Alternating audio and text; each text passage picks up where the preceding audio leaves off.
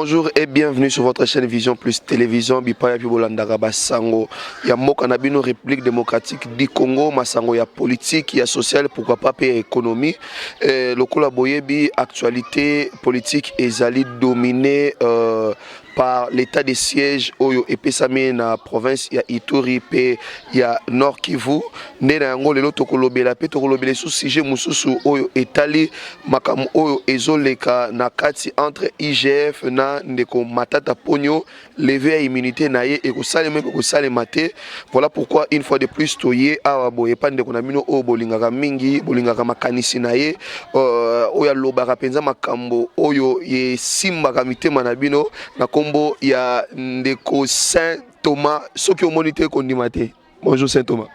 Bonjour Trésor Walukonka, bonjour Vision Plus TV. En tout cas, Balandi, Oyo, naebi que ça fait un bail, Bamonanga, Menazali, et puis toujours Évangile à Saint Thomas, amour du Congo et des Congolais. Soko monité kondimate. Soko monité kondimate, donc, Wanande Kleboa, parce que avec Évangile Wana, Toza l'aise. Koyo qui peki samite, mais comment on est les réunions tout. Parce que Toyoka trop, mais automona et kokana na réalité te yango tokoma prudent soko monité kondimate et ça la zouate. Ok, négocier tomato qui ma moko actualité oblige état de siège na nord-est ya mboka na biso précisément na Ituri pe na Nord Kivu. Est-ce que ezaki solution idoine, ça veut dire yango ne vraiment carte ya souka pour insécurité et aussi là vraiment na nord-est topé na est ya mboka na biso République démocratique du Congo. Alors, merci d'abord pour la question état des sièges. Je crois état des sièges depuis les a décrété par rapport à la monité condimate. Maintenant, toutes les réactions ayant traîné dans l'état des sièges, il y avait les gens qui se cachaient derrière la guerre de l'Est. Comme ça, qui ont business na bango. Bango, se retrouver. Et vous voyez que depuis l'état des sièges, vous sentez qu'il y a des voix qui s'élèvent pour dire que ils ont solution à Malamouté. Mais toi et moi, on a vécu ici, chaque fois on nous parlait, je suis béni, on tue à l'Est, on tue à l'Est. Mais ils disent on tue, mais ils n'ont jamais donné des propositions. Et moi encore des solutions. Mais lorsqu'on donne des solutions, le même personne, vous le voyez s'élever pour dire non. Ah, état de siège, non. Dit, laissez l'état au temps. On va faire le bilan après l'état de siège pour voir est-ce que c'était une solution ou pas la solution. Mais pour l'instant, on est dans l'état de siège et moi je crois que comme nous avons Dieu qui est au contrôle, en tout cas pour moi, je crois que ma réunion et kokende malamu yango na lobaka na bande ko ebele bazara ba pessimiste que au lieu raisonner nini ou la que ça président nini na retravailler yonde sengaka nzambe du jour au jour après ça yo grâce l'essentiel aux ala vivant par rapport même à badate yo aux ara reproduire chaque fois pour au romona boyo kufi mais to komi ngongango makambo rebi au monani na yote. C'est ça. État de siège il y a un mois avec une possibilité de prorogation. Oui. Il y a autant de fois et qui ne kuna donc il y a tout le monde qui était et solution ça quand mon frappe na frappe et ils ont la différence sukola 1 sukola 2 ils ont la différence amani 1 amani 2 vraiment sur Europe ça biso moi éclaircissement quelle est la différence et là on y a sika où il continue na état de siège ou déjà à part que déjà na gouverneur ou ba militaire na ba policier et là on y a la différence en termes de résultats dans l'état de siège a décrété non récemment comme ça. Première différence, et ça d'abord chef de l'État au Tozanae, il y a déjà différence à l'Ibosso. Donc c'est la première différence parce que il faut qu'on explique à les Congolais belé, comme ça ignorance raison que l'actuel chef de l'État ne fut pas un rebelle. D'abord ça. C'est la première des choses. Puisque tout c'était un Sokola, c'était le même personne, des rebelles, qui, pouvoir retrouver dans 97, ils avaient des rebelles. Ceux qui tout le monde qui ont satisfait, il faut tous les gens qui ont été rébellion, tout bomara Congolais. Surtout bomi Congolais, gouvernement place à quoi qu'on négocie soit intégré soit armée. Et puis biso moko ba chef rebelle to comme ba généraux ba colonel ainsi de suite. Bato bazaki j'ai habitué na système wana. Parce que tous ces gens qui font la rébellion viennent d'une même école. Bana ya ba rebelle, bandeko ya ba rebelle, bato basala ba rébellion. Donc bango bazalaka suna nkele ya makila ya batuté. Bagana nkele ya komela makila ba congolais. Mais il y a quelqu'un qui vient d'une école, il y a non-violence. Une école, il y a démocratie. Une école, aebika kamarambo itali ba droit ya bato. Et c'est celui-là qui nous apporte maintenant l'état des sièges. Yo depuis tozalana yo nambo yo li solo état des sièges. Mais cette guerre-là, ça fait plus de 20 ans guerre à la Est. Alors, c'est pourquoi moi j'ai vraiment la conviction que avec lui, au moins on aura des solutions parce que lui n'est pas dans biloko na bango bakolo bakop wana. Azate. Okoki ko vérifier Afrique de l'Est, la plupart y a des dirigeants qui ont une rébellion. Par contre, nous venons dans Irne. Alors avec ce pouvoir, avec l'appui de l'armée d'ailleurs, et puis complice c'est belé bazaki na kata ba rébellion, il y a autorité militaire d'ailleurs. Si tu suis l'actualité, la plupart baza appréhendé, la plupart bazo kangabango, la plupart baza démasqué du jour au jour. Ça ce n'est que le début d'un commencement, mais vous allez voir les jours à venir, peut-être vous verrez même des politiciens, même des députés, même des sénateurs, même des grandes personnalités impliquées dans la Babylone. Moi, c'est que je veux qu'on laisse le temps aux militaires de faire leur travail. Je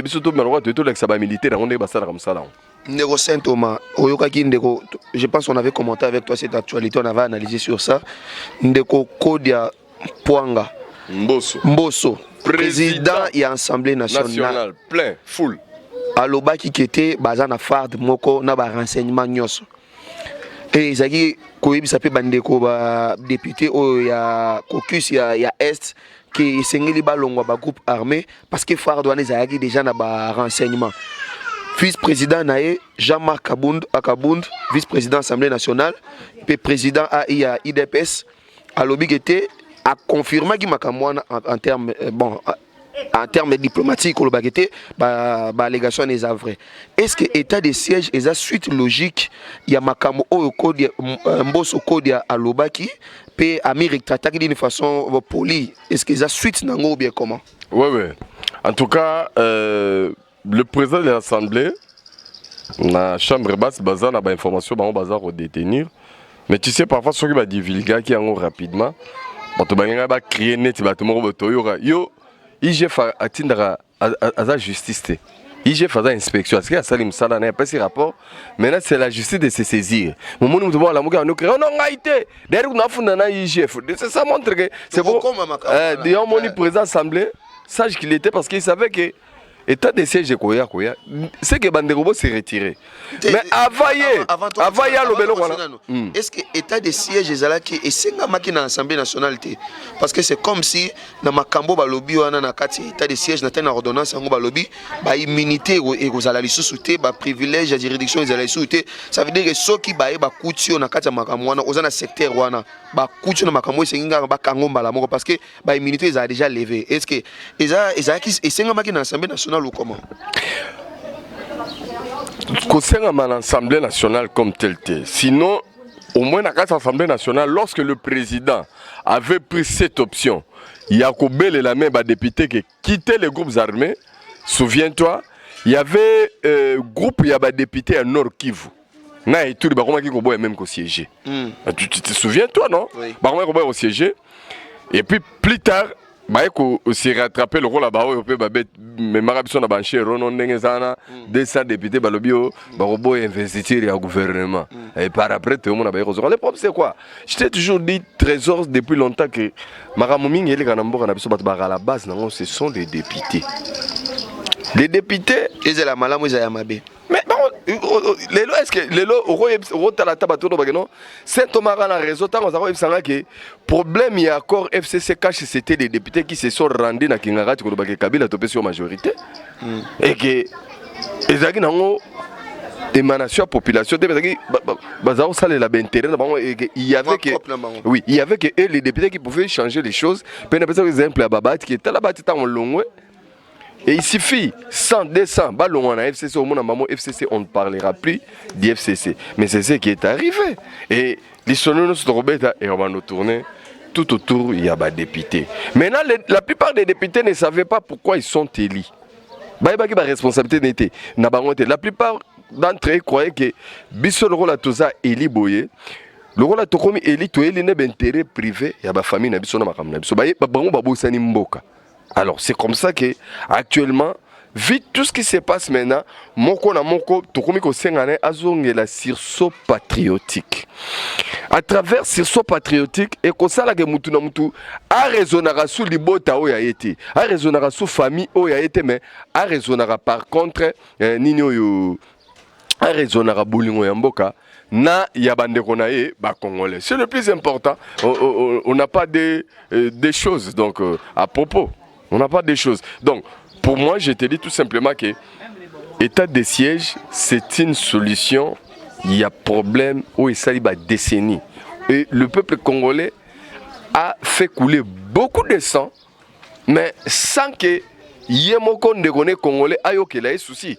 Parce qu'on se rend compte que dans tout ce qui va se passer à propos de l'état de siège, il y aura moins des étrangers, mais plus des Congolais qui seront complices. Parce que Bissoba Congolais, à un moment donné, n'a mis baraté. Est-ce que tu comprends le rôle de Bisso? Est-ce que tout ça, comment nous pouvons vraiment accepter que guerre et de Meragana Est pour la tonga immeuble na Goma et que organisme belé foute la repas nanga ba oniser ba toana tout dou soué nanga prière matin midi soir zaka nini guerre ici daté ba to ba ku faka ponga ba na o nazala moi carrière nanga côté nanga na business nanga ba makam nanga. Donc vous voyez dans tout ça, donc nous sommes nous-mêmes les Congolais qui sont à la base. Il y a Bamaram Nyonso, Bouzo Banyonso, Oyo et Komaranambo. C'est à ce niveau-là que moi je vois les choses, mais je suis très optimiste. Avec Dieu, il y aura la solution parce que cette fois-ci, Dieu est au contrôle de la RDC. Vous verrez que les choses vont aller calmement, comme je te le disais depuis le début.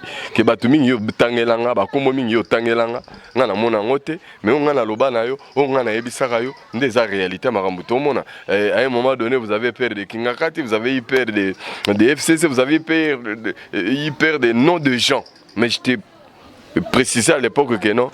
Mon frère, n'ayez pas peur, tu verras que tout ça, ça va finir. Et puis, nous allons nous retrouver. Parce que dignité, il y a besoin de Congolais. C'est la période de parcourir. Premier ministre Lobby a inauguré campagne de sensibilisation na soutien à FARDC et c'est le magnétisme Maman Ngebi. Qu'est-ce que nous pouvons retenir de cet événement et lancer un effort de guérison à la soutenir dans le monde à $500 est-ce que au web ça un peu plus pour une communication présidentielle quand même au web ça un peu plus sur ce qui s'est passé hier et pas Premier ministre Sama Lukonde ou Asala Kilobi. Vous savez, à un moment donné, tout c'était la présidence, c'est parce qu'il y avait l'absence, il y a le gouvernement, il y a les Congolais, il y a parce que le Premier ministre, il y a Kabila et non, il y a les Congolais. Mais maintenant, nous avons notre Premier ministre, qui est Sama Lukonde, comme je te le disais, et lui va nous orienter, va nous canaliser dans Babylone, comme on peut sabattre Bolingo et Congo. Et FARDC ces armées à banane. Il y a des Congolais. Et bah créer FARDC pour l'année. Pour protéger l'intégrité territoriale, il y a République démocratique du Congo. Maintenant, Bisso, bah Congolais, il y a Ouest. Bande qu'on a Bisso Est n'est pas attaquer à tout moment. Mais ce qui est Premier ministre na Bisso Congolais. Ailleurs quoi Bisso bah Congolais. Tous à la solidaire envers bande qu'on a Bisso bah Congolais, tout soutenir Bango moralement. Avec soutien matériel, soutien financier. Est-ce qu'il y a un problème pour ça? Est-ce qu'il y a un problème vraiment? Moi je trouve qu'il n'y a pas de problème. Bon, problème est que je t'avais dit que nous avons des Congolais qui sont des Congolais. Il y a Makila, mais esprit n'est comme un étranger. Par exemple, on est président de Katanga qui bao nyonso bazako linga Katanga et Kabwana to Katanga et comme soki loko nini baye bake bazali bandoki. Mais vous voyez, d'autres gens s'est fâché. Donc il y a des Congolais que vous voyez, ils sont des Congolais, mais balingaka Congo et Kabouana nango, ba Congolais ba panzana nango, parce que Mouto a une division, mais c'était sorcier. Comment ils soutenir Bakatakatanga, ils vont soutenir nango. Or, ce sont des sorciers, parce que Katanga fait partie du Congo. Et tout Congolais, que soit ça de l'Est, de l'Ouest, du Sud ou du Nord, partout dans ma belle à Congo, il faut se sentir à l'aise, à Zalara et pas inaye. Maman les amis na era Mobutu au moins gouverneur mu Congo, à qui vous gouverneur na Est, au moins gouverneur il y a ressortissant Est, à qui vous gouverneur na centre. C'était des choses où partout on se sentait à l'aise, on se sent beaucoup plus zaïrois d'Airwana. Mais aujourd'hui ce n'est plus possible parce que Sengeli gouverneur à la ressortissant, Yamboka wana, c'est toujours demandé comme ça. Est-ce que Makamwa négocie la toujours moi, j'ai vécu l'époque de Mobutu, mais ce que tu dis là aussi n'est pas vrai. Nous sommes en 1992.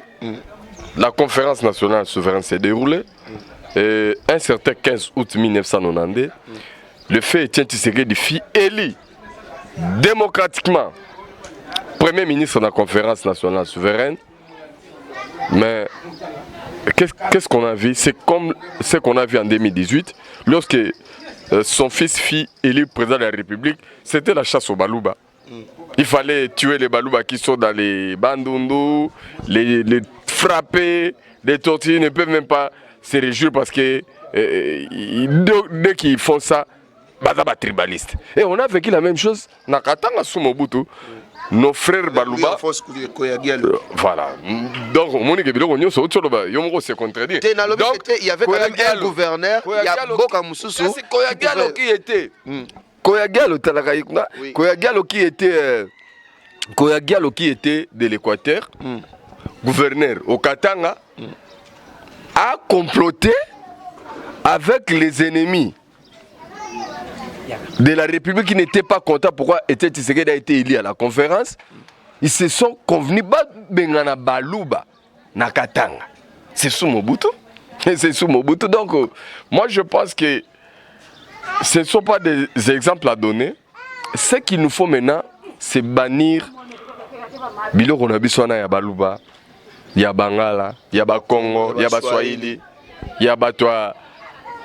FCC cash la mukane na ko yebsango ke non lobby na ngoto no beta sous solo ngote omonike lelo les solo FCC cash la muke za souvematé ezui en pleurté mingi siko trouver ko lingane bolingo ya Congo. Moi je veux que tous ces gens qui disent qu'ils sont des Congolais bakana ba souci na ba Congolais na ringi na mona na ba page Facebook na ba bala tapenda je soutiens FARDC ngala ndima parce que Bendele Koyate. Oui, Bendele Koyate FARDC ezaka na parti politique té FARDC ezaka na koloté. Mais lorsque vous voyez Batumusu bazoyoka kandaka ndenge première dame alatika polo ya pamba bakomika FARDC Mutumusu asiliki neka po pourquoi première dame akela ta polo la FARDC. Mais moi je me dis ya kola tango te eske limbisanga pona mo o ezaka moi kilo bolimbisanga nga na moni bandeko na nga ba congolais belé non seulement to comme ignorance raison mais ignorance et comme si to comme neti mipiko batu belé mais bazoba. Toi tu es belé parce que toi zoba. Oui, pourquoi non toi tu es belé toi zoba? C'est parce que la plupart à bilo auto raisonnera na façon to raisonnera ngo. Au tel bien en réalité oui mon lobby mais oui que type à musika na raisonnement en réalité. C'est comme les exemples que je t'ai donné autrefois la BV c'était sur abi. Est-ce que que tant musée Laurent Désiré Kabila diriger biso kino ebela eba teke muza muluba. Est-ce que muto aganga muluba tikalo diriger moko est-ce que ngai boy congolais ngai sento manga na bike muza za muluba ya katanga. Est-ce que yo devant aganga muluba tikalo diriger moko oui combien na muno wa zoba. C'est ils ont même optique. Donc si on est des Congolais, toi vraiment na bolingo ya Congo, na ya ba Congolais, biso tu photo soutenir FARDC. En réalité, mais si on dit que les Congolais sont indifférents na soutien à FARDC, comprendre Azaya Nengeni. J'ai parlé. Ok. Tout le monde effort de guerre, tout le monde tout le zone la suko likam tout par ricochet avant tout zone la likam IGF. Voyage à président na Katanga. Les grandes lignes, qu'est-ce que vous avez retenu de ce voyage? Parce que président Lobi mot très fort. Le Congo que vous vouliez, sachez que ce Congo-là n'existe plus. Ce ne sont pas des mots très forts, mon frère. Au moins, biso, il y en a ça, ok. Biso, discours très fort. Non. Biso, photo sungara. C'est avec nous aussi. Biso ne toi fini maraba maramonsus. Donc présent il y a biso. Présent il soit ba congolais. Ba étranger depuis plus de 20 ans yibaka minéraux na biso ekendaka nango biso moko population so intérêt na biso ezate. Par exemple, est-ce que baka Colosie peut-être un sanctuaire et un scandale géologique? Oui. Mais allez voir la pauvreté qui est là. Alors lorsque Mkolomboka président Mboka ya lobi te Congo obozaki koyiba mamba koyiba et si est-ce que c'est trop fort? Non, c'est trop fort, non. Na trop fort, na sens péjoratif. Na sens péjoratif, une vérité qui est dit avec force. Exactement, na boyi yango. Nabi, ce sont des mots très forts parce que il faut même un changement. C'est ça le leadership. C'est ce que qu'est-ce que vous analysez par rapport à analyser que il n'y a pas assez à analyser parce que c'est très clair. Depuis la nuit des temps, nous sommes victimes, il y a prédation. Parce que mon frère, je peux te comparer beaucoup de pays limitrophes même il y a RDC. Ce qui est même dans la capitale là bango. Kolia ou yaka Kolia, ils ont un luxe. Oui. Mais pourquoi biso ba Congolais faut biso ne fils que Kolia pas ma foi à la luxe.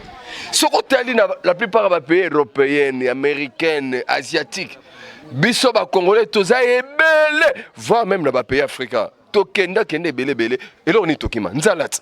Tokima nzala. Oh, chez nous, nous avons tout. Chez nous, il y a tout. Mais qu'est-ce qui se passe? Un Congolais est prêt. Il y a comme on a un Chinois, un Américain, un Mundele, du Bossonaye. Il est prêt à sacrifier. A préféré envoyer richesse ou on appelle ça en haut. Étranger à Kenenango, Kengaïn de Konaye propre. Donc nous avons cette culture-là. Et au commun, même dans la ville, dans le magasin. Donc, Congolais est d'accord que Indien va investir, même à l'obaki qui faut faire un bateau, $100. Les Congolais, ils ont $100, ils ont $50. Quand tu sors au boy, à $50, il y a un moment où $50, tu checkes papier, boya. Zona $30 bamsu basobana tale belé. Alors donc ndene maman nani indi abi donc bon abi mais oui comment nganote abande bango 50 akitipe 30 Kongola zaka kutu musozo nga muninga longa na 30 wana ya kota na yeso zo préféré est-ce que yebisa ngai lolengo biso tozalaka bakela biso oyo ndeko na ngai non il nous a fallu tozwande les chefs de l'État que nous avons actuellement. Vraiment c'est l'homme qu'il faut à la place qu'il faut. Moi j'ai toujours dit en 2019, les Congolais avaient l'autre discours sur Fachi. 2020, l'autre discours sur Fachi. Nous sommes en 2020, en décembre, discours Yassika. Tout simplement parce que la plupart des Tabazaki sont victimes de diabolisation. Ils ont diabolisé Fachi. Na bato yo balinga kamboke zalagara na désordre. Mboka ezo même ici à sortité. Et j'ai toujours dit. Bande konanga Congolais. Nettoie le dimanche. La plupart va à l'église. Mais si tu n'étais pas pressé ou on allait monter cette émission ensemble, on a appelé cette vidéo congolaise à Brazzaville. Elle est en train de conscientiser les Congolais, va comprendre l'importance à présent Banangolelo, à Bazana Elelo. Et à savoir que oh yazana mission moko ya nzambe mais bino bo finga kae. Soki kutu ba finga na bino bo finga so boyebaki mbele biso oyo. Parce que c'est le seul président qui a sauvé même titre de l'Afrique. Et en les voyant seulement, dans l'exercice, il y a présidence, il y a l'Union africaine. En tout cas, c'est pour la première fois que tout le monde a un chef d'État africain qui ne fait pas de courbettes aux Occidentaux, qui le regarde en face. Tu avais vu, lors de son déplacement à Paris, Macron a trop parlé, lui n'a pas trop parlé. Il a dit seulement Macron, allons travailler, papa. Allons travailler. Mais avant, les autres entraient avec les courbettes. Donc, il y a pas Macron, donc 40 ans à pouvoir les assurer. Et non intérêt à Bandé. Il y a pouvoir, France-Afrique. Oui, mais sauf que Bisso président, Félix Tshisekedi, Félix Antoine Tshisekedi Chilombo. S'il y a un blanc, on a la conscience de la paix, il va payer pouvoir à Tombola Moussapé Matalelo. Tout le monde connaît. Tous n'étaient pas d'accord avec lui. Ndeko Némi Mouilana a réagi par rapport à propos président à lobby na Katanga. À lobby, il ne faut pas chercher des boucs émissaires. Yo comprendre ngondeni. Est-ce que attirer boulet rouge car pour faire référer une santé politique ou ma balégation au moins na soubassement moins bien. Respect que je vous dois, moi je suis en train de parler de l'amour du Congo et des Congolais. Ba kombo zotanga za ba tire bouchon na nganda lotoro za suna gazete. Nini? Ba kombo to takeza ba tire bouchon na nganda lotoro. Teza suna gas te. Omoni nga. Ngona nganda lotoro tire bouchon ça là. Ce que tire yo on nganda lotoro ba ça tire bouchon zani. C'est une utilité te. Donc mutozo tangana na ebité. Mpa na ngaza azo peser de kai. Na sina biso ke Congolais éviter culture ya kobanga batu na ba kombo. Puisque mboko yo faut to comme la culture na kobanga mibeko. Et puis mibeko ezali kola batu nyonso. Mais biso lokola tous habitués trop na ba kombo batu bangisaka. Ngai kombo no zotanga zo lengisaka te. On l'appelait qui? Le coordonnateur de quoi? On est où là? Coordonnateur de quoi? On est Yone Nazaka Royebisa, ce monité condimate, tout ce qui voit. 2019, il y avait les gens qui voyaient cet homme-là comme Moutoubo, soit les gars d'hommes, surtout photo. 2020, les Losikoyo. La personne que tu as cité le nom, n'a continué sur confirmer que on est allé. Tire bouchon n'anganda l'otoko, achamakele, les personnes sont à l'avant.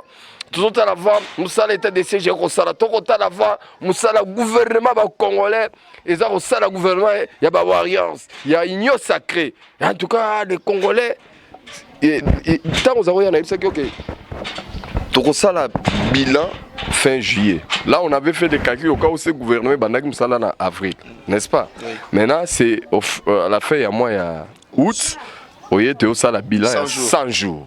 Oh, mais déjà, dans le début, tout le monde a action. Tout le monde a décision à miner. La décision est belle. Tout le monde a EPST. Il y a des gens qui ont des Senko. Batunanga. Kasi batubino momona kage bazana évangile ya vérité ba bisabino mututé la bima président vraiment quoi mais ti lelo batikala ko olo batunanga okasa batu okasa ngala lia mbongo na bango yo tia mo lebo pesa bango mbongo pesa nga ezaka batu mo bo pierre bango ba crédit mo bana bango na lebo pesa mbongo pesa bango mo sentoma bino batu pesa bango mbongo bo pesa biso te biso to zoati biso pesa bango mbongo bon tozonga likamba IGF biso net biso bango ba la colère na biso le bon culture mbongo ba mais ça saka bango mbongo biso le bon culture mbongo te culture ya bolingo ya congolais ba congolais et puis au moni septembre mbalo rentrée école oyo na bi batu wana be école na bango place ba ko sera mbongo na école tokoka ngango omoni mbalo donc mbalo na bango moko non omonaki abe wana bobe abe nani donc bomona abe sérieux Tony moi ba télé pour Tony moi ba donc yena ce qu'on a vraie solution oh batu ba tekaka ba créer ba école fictive oh ba chef de division ba détourner ba nini ba créer ba enseigner lukuta donc cette fois-ci na ba NPA tour ba ofutama tout ba NIKA baza siko pour le moment on veut même dépasser un communiqué plus question à recruter sous ba nouvelle unité que ça s'arrête parce que Tony moi ba aligné ba effectif réel ya ba enseignant Congolais mtema mabe vous avez multitude d'abattus non moni Congolais de sol 80 millions d'habitants okukuta ba fonctionnaire à l'état par exemple c'est 300 000 peut-être 100 000 mtu bazaka actif 200 000 basala kateme bazwara mbongo à l'état c'est pas bon. Les programmes phares du président de la République c'est gratuité de l'enseignement. Pourquoi avoir donné au gouvernement passé les ministères de l'EPST et pas Moutou ou Azayaki na quand au Bolobi était il travaillait contre vous? Pourquoi avoir fait ça? Il fallait au moins quand on est à la ponaye. Bon, nous avons trop cimaté.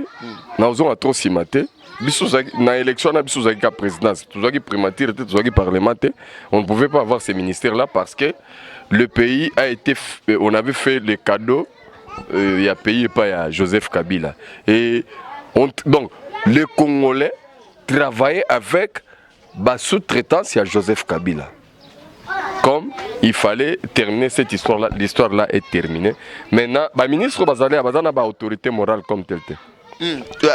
Parce que nous parlons encore de Katanga, tu as fait tout zonga koto makamba IGF ezoleka kuna na Tanganyika na réseaux sociaux comme moi ezoleka na ba chef coutumier il paraîtrait qu'il y a une milice en gestation ezosalema côté kuna makambo ezande ni Zoé Kabila bolongoli il paraîtrait que milice esalema trésor nalobi balongoli bon faut soigner l'eau motuna Zoé Kabila azaki destitué na assemblée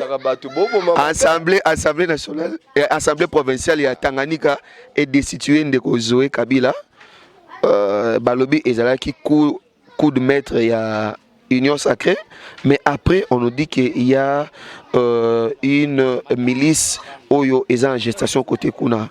Est-ce que état de siège peut qu'on côté Kuna de? Na recadrer nan. Trésor le conca notre président que vous voyez, il n'a pas le pouvoir de nommer un gouverneur. Oui. Il a le pouvoir de révoquer un gouverneur. Ok. Mais il ne peut même pas le faire. Parce que les gouverneurs sont élus par les députés provinciaux. Et depuis Zoé Kabila, on a dit Zoé. Maintenant, on a dit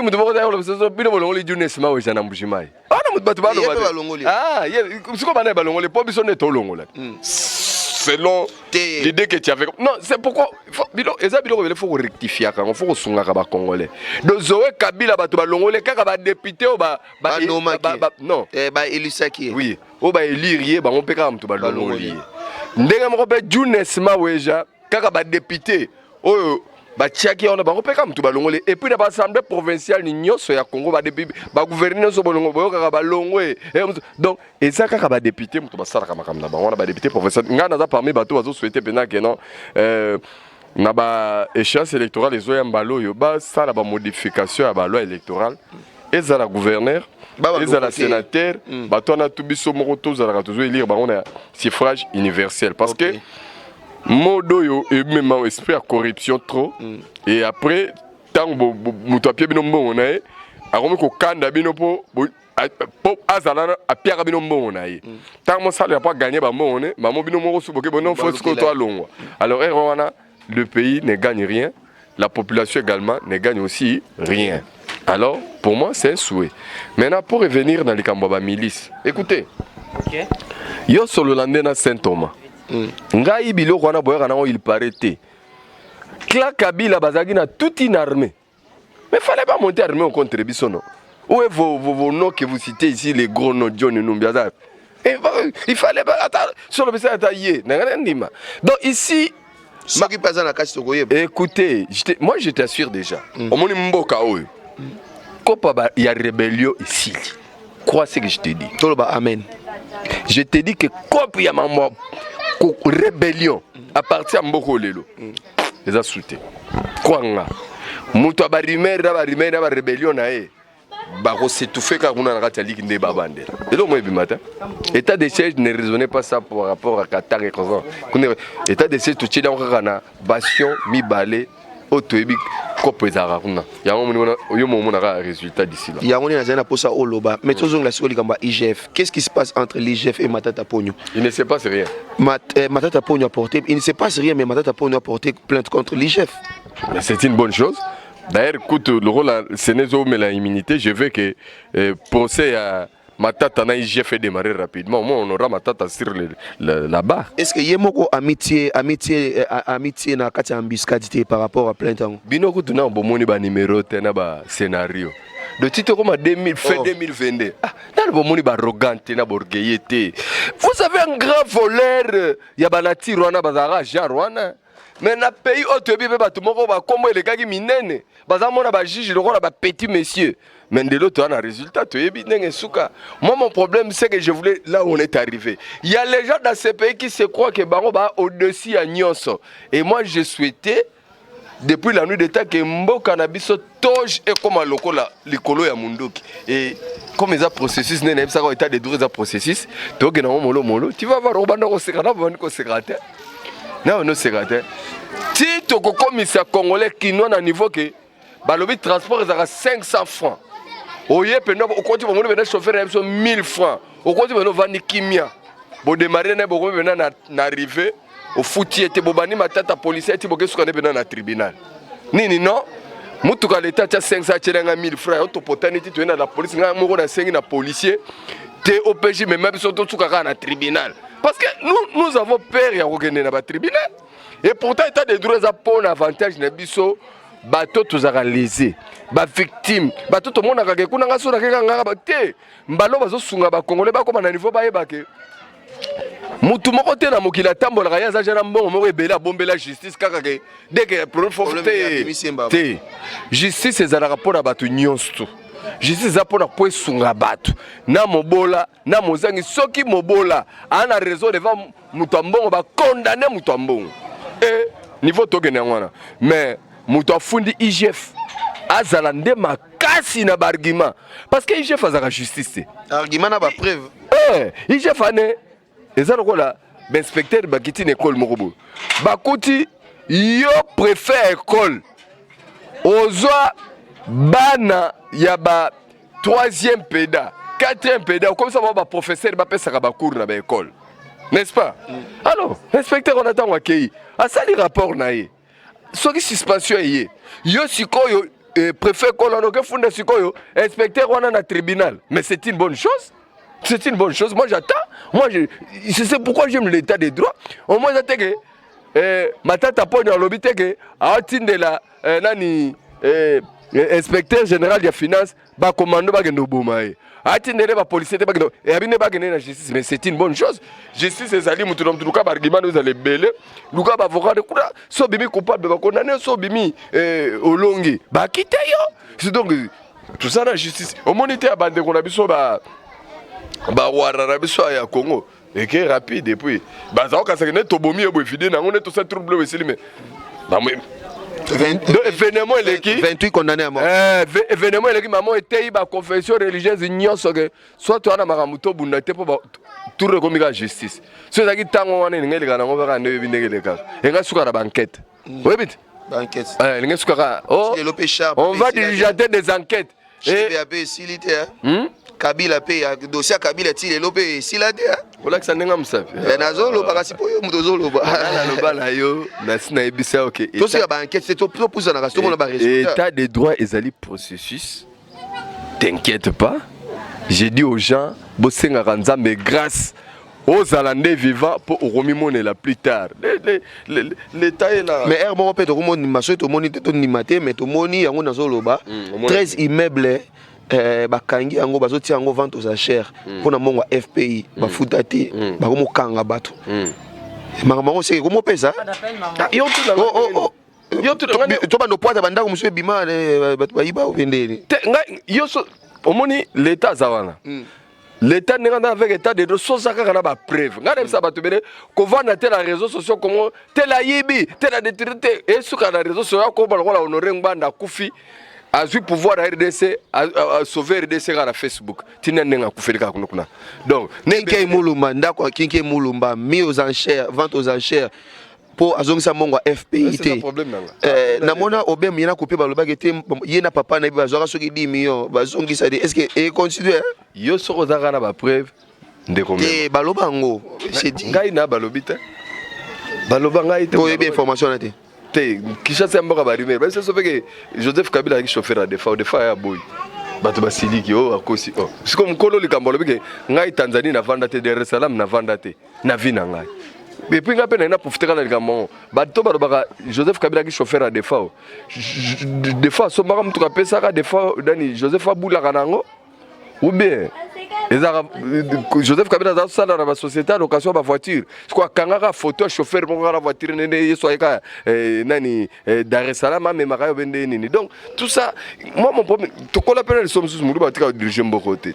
C'était des vérités. On a une introduction à l'émission. Mais comment on a la réalité? Et les guignols sont de la réalité. On a vite compris qu'on nous avait menti que Moulou Batika le dirigeait Mborote. On a eu au Saint-Thomas, on a vu Lokuta Mounene. Fachi Beto Azo Beta, le biga qui était Tissouga Tissouga. Exaucé Mouvoudi. Exaucé Mouvoudi, il y a un bon mec qui n'a rien. Pour Bilo Royo, on trottait. Bokena Ramao, Bilo Royo. C'est évangile. Les lots, pour ça, on monite on dit maté, Fachi Beto. Moi coup de chapeau pour ma vraiment ils ont qui vraiment est côté qu'on a bakanga ya kukanga oh bakucho soki na makambo nini bamona mais nous voulons la population sur Zolanda awa souvent je lis des commentaires lettre au manani oyo balingi su makambo ba réinsertion te démobilisation réinsertion balingi su makambo na te to lingi tout oyo to ki tout droit soki te nenge to ki ni kaka wana na kota mwanda muna nenge to ki ni kaka wana soki ondimi ko tika minduki te ba neutraliser yo to lingi vraiment to ki ni bongo j'espère que na bongo makambo ko simba bon moi na ba réseaux sociaux kuna na sina soki za ba to do ba nyosologue nyosologue soit dame ba frites na des beefsteak Amélie Likebela avait la piscine avant de devant machine à vraiment corriger le président n'a pas fonctionné. Non, écoutez, le président ne fera pas les choses selon Baïmer Nabiso. Le président a un agenda moko clé, bien pompé, bien calé, bien bâti et vivra verra seulement. biloko yo loba nga naza na émission moko nasala na président en 2014 biloko nayoka président azobimisa esala ngai bien nakazaka yebaka makambo te président ayebi makambo ebele mpe ayebi nyonso me makambo tomonaka bato barégie des eaux bato snel koya na bandako na biso koambri mwana kins kasi yaho nayebisa yo te nayebisa yo te c'est-à-dire que ayebi biloko wana te au cours émission wana nde par exemple arapelanga mpenake non congolais asa abosanaki chef James Kabarebe chef d'état major général na mboka na biso président na biso wana ye mta ayebisanga au cours d'une émission 2014 2015 ayebisanga eloko moko ndenge au cours d'une émission nasala ndenge yo mpo yambi ngaka boye ayebisanga bi est-ce que saint omoyebi ke congolais asa abosanaki James Kabarebe azalaki mokonzi na mboka na biso à l'époque il me parlait de quoi voilà à l'époque tozaki Burkina Faso bautaki kokweyisa président na bango Blaise Compaoré sikoyo awa na ba meeting na ba manifestation mouvement moko est suscité ezoloba kaka ke biso fe tosala soulèvement populaire ngana bibo pona nini biloko ide pesa bozolinga soulèvement populaire te nde président ndeko répondre ngabité asolo na ba diplomate belé ba conseiller que bino RDC bokoki ko permettre soulèvement populaire te soki bo permettre soulèvement populaire boyeba que armée na bino d'abord trop infiltré na ba étranger lorsqu'il y a soulèvement populaire qui va prendre le pouvoir c'est l'armée tu vois donc vous allez souffrir davantage or la Burkina Faso c'est différent parce que armée d'abord eza ya bana mboka eza na armée moko infiltré et ça a marché chez eux mais ne croyez pas que comme ça a marché au Burkina Faso et pas na biso et comme marché c'est au cours il y a ba réponse na yo sanga que biso photo kende na bato kaka na ndenge ya dialogue finish élection ti tous au pouvoir d'une manière pacifique toko ko ba pouvoir na ndenge ba brutalité te ya violence te parce que bo amona na soulèvement na yo leader politique nous avons gagné soulèvement na yo memi na yo moko. Voilà les types des exemples qu'il m'a donné et qui sont des vraies réalités. Alors, na komona façon il y a ba raisonnement na moni na biso na niveau na biso sikoyo ndenge mboka na biso ezokendele ezaka kaka biso to commande ba nyosologue mais la plupart ba makambo eza na est président est bien et la femme du président est de Walungu du Kivu. Donc d'abord, le président c'est mec qui n'a pas. Il connaît beaucoup de réalités. Il va expliquer. Bateau yozolo ba ke marama ba réinsertion tout ça. Ezaki ba kolo bande ko na ba message saki biso donc ba bande ko Rubero ba ko lamuka ba kangi vraiment côté wana nyoso ruchuru nyoso kanya ba yonga soki ba non biso ko toyo ba ko mité biso te ba ko déplacer biso te biso ko to zo kenge la communauté. Oh mais au Congo nous n'avons pas de communauté. Na Congo biso ka ba communauté biso ka ba tribu. Nous, on n'a pas de communauté. Toi, tu connais quelle communauté congolaise? Tout ça, voilà. Donc, nous, ici, on peut retrouver des communautés camerounaises, des communautés sénégalaises. Là, c'est vrai. Mais vous avez déjà qui s'appellent des Congolais, mais qui se disent nous sommes une communauté. Non.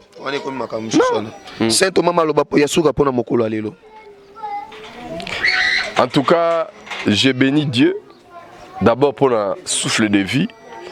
Oyo ngai na Saint Thomas opesanga opena continuer au bon délai accorder ngango davantage mais au moins na pekisi na ngai était potalaka ya nzambe na pekisi était moment moni ke ngala odie azwa na ngai na pekisi était pour décision ne se serait pas na ye mais ba congolais bande ko na ngande na oyebisa bango ke biso tokomona bonheur pensate parce que dès qu'on a vu gouvernement, il y a union sacrée et là aussi ça va passer à la Congolais, passer aussi la tête. Prévenez que dans tous les pays du monde, il peut passer si la tête même ma pays développé.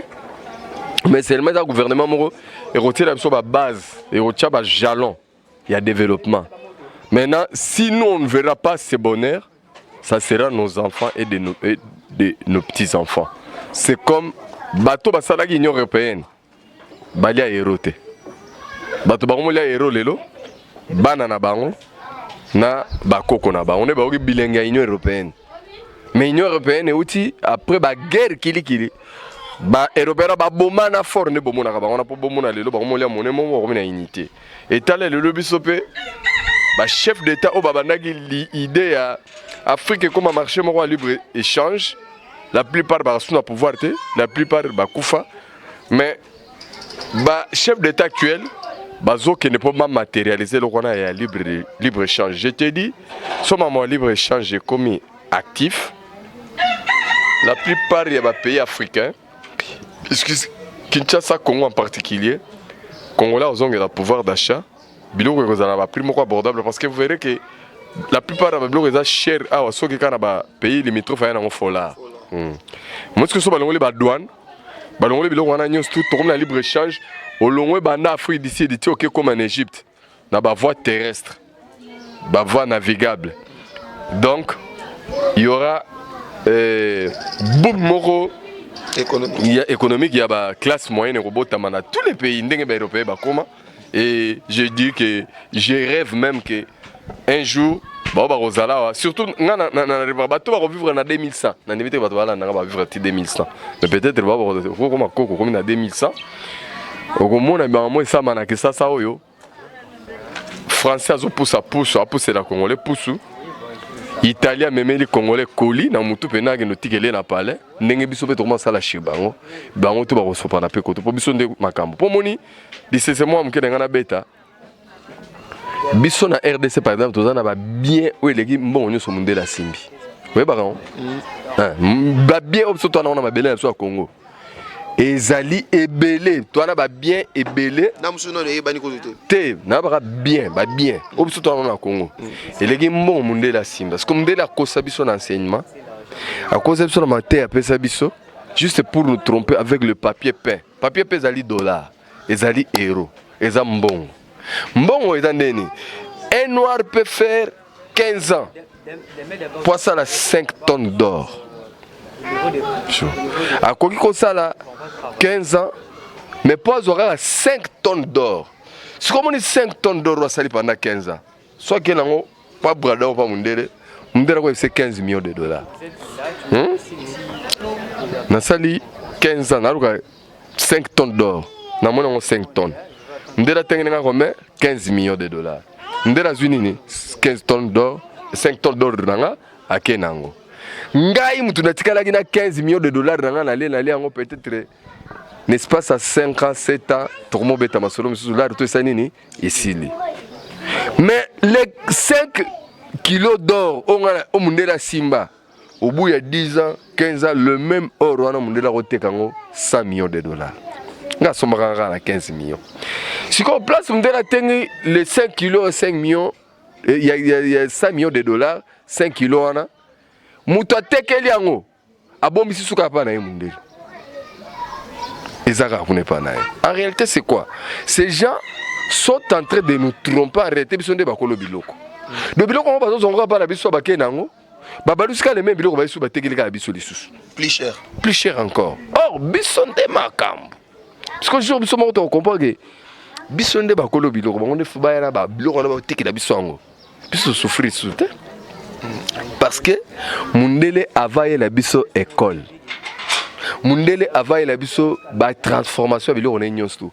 Akutaka biso na ba empire na ba royaume na biso économiquement stable et on faisait des trocs. Donc, au Kabina ba royaume on a ba empire on était très bien organisé et Mundele aye la biso musalate. Parce que le blanc quand il est venu akutaka biso to salaka. Ba grand travailleur. Tout ça là déjà. Le blanc nous a amené que l'emploi. Mais l'emploi là, quand tu es un employé, tu ne seras jamais riche. Et quand on te donne l'emploi, c'est pour te freiner, tu ne seras plus riche dans ta vie. Parce que tu as déjà 200 dollars. Yo, toutes tes années de la vie, on travaille à combien? 200 dollars. De là, yo, kaka, emploi. Or, à Kouta, on a moussala. N'avez-vous pas compris comme la lobby? Alors, donc, les Camerounais et interpeller les Congolais et Bélé que nous sommes capables nous-mêmes. Il y a biloko na biso, mbongo na biso, ba minéraux na biso, biso to ko souffrir te donc mboka na biso biloko biso to akanango. Donc moi na ya Congo ala capacité ko tanga banda matériel ti université gratuitement. Rien que biloko biso tozalaka na. Ça veut dire que même ya kosala na ndenge ba compensation. À l'obby, on va aller graduellement comme ça, ti gratuité ti na université. Oui oui, na okaki mutu moko to asilika na ba master ya ba nostalgique ba diriger so asilika non. Tala biloko président kelo bana na nini oh université gratuite. Ye ayeba teke université eza gratuité. Yenda yebité. Ya on ba to ebele biloko ebele boyebité. Ba eti seke de batanga ofele na mboko. Ce que tu n'es Félix, que papa notre docteur en droit d'offre minerval combien. C'est l'État qui subventionnait tout ça. L'État qui subventionnait. C'est-à-dire que biso, il y a même quand on est naboué, 6e des humanités, je crois, on a fait 3000 francs belges à l'époque, équivalent à $100. Tu n'as pas l'examen d'État. Mais et donc comme ça, moi, dans la première primaire, à un moment, on a fait plus de $250. Bah frais. Sans compter les dépenses, les droits d'inscription, les confirmations, les cahiers. Donc, au moins que, au bout d'une année, moi, je débourse $300. Année, pour moi, la première primaire, $300. Or, ceux qui ont corraisonné la première primaire, je crois qu'on a presque fait pour 10 seigneurs en valeur. Et puis, on a touché une ardoise. Ça dépend, mais moi, la première primaire, ça a 12 cahiers. Azana biki na fait bon bakaya ngodon nena bona zo somara chaque année bakaya chaque année na somara bakaya chaque mois pardon parce que moi na ya primaire kaya to ebise le batela ko kata koma na kati bon donc makambo changer et puis c'est notre temps on a vraiment coller pour moi la système matériel ba coller ah ngaya ngana regretter bon inversion de valeur bandeko ba on va recadrer l'état rozonga na mbetu na on a bililo basuka nengo yebisa kingai na bandi kopesa na ba congolais belé bala nanga la minute mbote belé na monde entier okutani na vidéo Saint Thomas alingaka fort na bike yo yinanga nengo talanga na menga linga kotale bila dose d'amour na yeli ngalingo kaka po otiaki olanda nga okalingala seke ngai na lingi opoza congolais boza okalingala yo yina na ngai menga na continuer kolinga ba obalingaka nga na baxel biso ba plus de dose d'amour bolingo belé. Merci na ba ndeko ya Vision Plus grand caméraman azali awa ngai ba caméraman ba filmera ba mama na ba bogar menga ba mona bango te po ba ko boma bala batu na mikidi pona bi mikidi ko ba tebele donc ça ne va pas quoi na ba avec ba confinement ba les kufi ba trouble bimi kuna tenalo kama na mona Naloma donc yemoko awa pas à évangéliste si baluki mabala mais moya lo bango ezate batu balukaki mabala mais batu des chrétiens donc on a te dit on a dit que plus tous à la soudé bolingo ya Congo na ya ba congolais d'ici décembre na bi ba beta so ba congolais ba beta li solo eza question moko tuninga été mais to bomi on na ibsongo hors caméra ta ya tout na to solo lango mais soko mon actualité je suis dispo. Il y a qu'on réagir. Et là, on a un mot baé. Et ça, que Batubele, anti-Fati en 2019, Balinga qui Fatite. En 2020 également. Parce que on les cabis qui Fati. Bah on va pile Fati que les gars ba biso boye. Yo ne faut témoigner à maman bino ngala zaka tunaka mituna yo nyo se tika na yo. Mituna aux autres les ma bête na lobi boye. Non, pour ne témoigner, mituna ba devoir de mémoire. Mam sou on ngana loba, ngana ibisaka yo. Yo za mona neti za bongo dit. Mais les comme réalité. Pour ça bande ko non. Li kamunero lo ba to solo la j'ai aimé bande ko na équipe nationale. Ba masana nani, masana Zulu. Na ba Solange quoi les consorts. Na mona ba bimisa vidéo moko dernièrement. Prophète moko aibisa ba Fachi que yende nzamba poni aibisa bango ba boyaka à l'époque ba yo zongela ba sali pe devoir de maman que ndeko makambo aibisa ka biso ngo to moni le lokwa ndeko moko paso aibisa kuna kete ndeko frère King aibisa kete Fachi ça à 12 ans. Bon 12 ans par rapport moins 2 ans il est bien plus de et albi mandat na nyonso tani so pouvoir ils à 12 ans. Bon donc ngapela kalinga vidéo na frère King azolanda bon ngana zana pona ngondima te ngana zana pona koboya te ngana zana pona kotuna mituna kozwa ba réponse na bombi yango na box Fachi akosala 12 ans toté poye bango kende gumba mabolongo senga nzambe apeso grâce aux ala viva 12 ans na yo pour vivre au monde pour so ko fi au monde te soko monite kondima te so ko fi au monde te na batu pena batika lineti ba orphelin na poto ba croya ki trop na honorer ngwana. Nanga ta déjà ça va akotika comme président ta roya pa ta ko sabino ils m'ont pas cri il a fallu ngwana ko fa ko ba ko samaki Et la différence entre Fati et Zanine, Fati Tata n'est pas confié à tout bien s'il. Mais les lots, ceux qui ont vécu voir que non, Toko Samaki, ce n'est pas fini. IDP Zali, Fati Zali. Donc, on a un rôle que on a un rôle ça va attendre na confié ba que parti le rôle à IDPS pour le rôle à pouvoir non ils ont bien autant.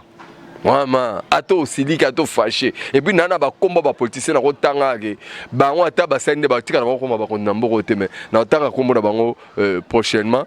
Si ko so na tangi ba combat ba politicien wana yo siko bandi ko veba mais so za mundimi na bango milongo la hero po ya osili ke na pamba ba ba ki pamba na banini atika na enu na nga libela na kanda mais pourtant na ibisa ki ka vérité. Et c'est ngam na bomi ngba ngam na bomi ete ngba na batama na te na ibisa na za pere bondima ka te. Monike na ko banga na yo so ki kufa peka kuna ne bembe pourtant na pesa ke conseil je crois 3-6 mois avant kufanga bi ole websaka bato ke Tshisekedi azoteka mboka yondo sinyaka makamu na utenika na ba bizimakara bukabi mboka bozaki ba faible okimi oke exile ngo bombo ke za okipe pourtant beaucoup tsaki ba rebelle ba okipe mboka siko loko lozoko sabato Tshisekedi azokangane bato te ya kozonga mboka uvandawa okufelawa balela ona honneur ba kunono honneur bangi to suki wapi mais mobutu bato to récupérer bembe nae et c'est l'autre mobutu bato to récupérer bembe nae.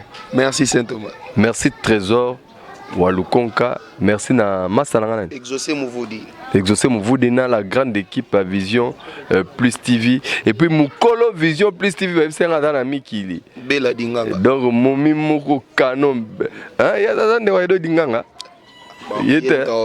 Bon, maman Mokonzi donc ngana na ebiso lelo lilobananga oyo et ça la yo bien. Bon on la dédicace nete.